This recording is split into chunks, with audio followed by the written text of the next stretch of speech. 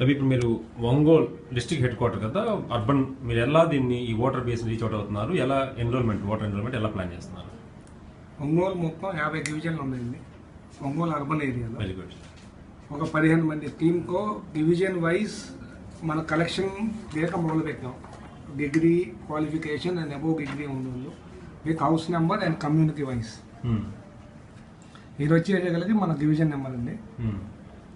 So that ఈ డేటాని మన లోకల్ పార్టీ ప్రెసిడెంట్కో కోఆర్డినేట్ చేసుకుంటా, డివిజన్ పార్టీ ప్రెసిడెంట్కో, పార్టీ వాలంటీర్స్ కాలేజీ పిల్లల్ని కూడా కోఆర్డినేట్ చేసుకుంటా, విద్యార్థి విభాగాన్ని చేసుకుంటా, డివిజన్ వైజ్ డివిజన్ ప్రెసిడెంట్ మన పార్టీ సపోర్టర్స్ ఎవరు ఉన్నారో అక్కడ ఐడెంటిఫై చేస్తూ ఉంటే మన వాలంటీర్స్ వెళ్ళి ఆ అప్లికేషన్స్ అన్ని తీసుకొని మన దగ్గరికి వస్తాం. ఓకే, ఇది తీసుకొచ్చింది మన ఆన్లైన్లో మన పిల్లలతోనే ఆన్లైన్లో చేసి తర్వాత అప్రూవల్కి మన ఎంఆర్ఓ గారిని అడుగుతున్నాం రిక్వెస్ట్.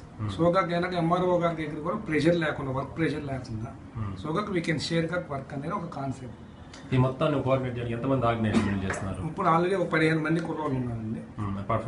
అపార్ట్ ఫ్రమ్ ఇప్పుడు ఈ వాలంటరీగా కావాల్సిన మనకి కనీసం ఒక 100 నుంచి 120 మంది డివిజన్కి ఒక 5-6 పిల్లలు వేసుకున్న 50 డివిజన్ల మీద మనకు 150 పిల్లలు మినిమంగా కావాలి మనకి. ఓకే, వర్క్ ఫాస్ట్గా అవుట్ అయిపోవాలి అని. Okay, so you're talking to them. So this is the whole data for 50 constituencies, 50 divisions. అవునండి.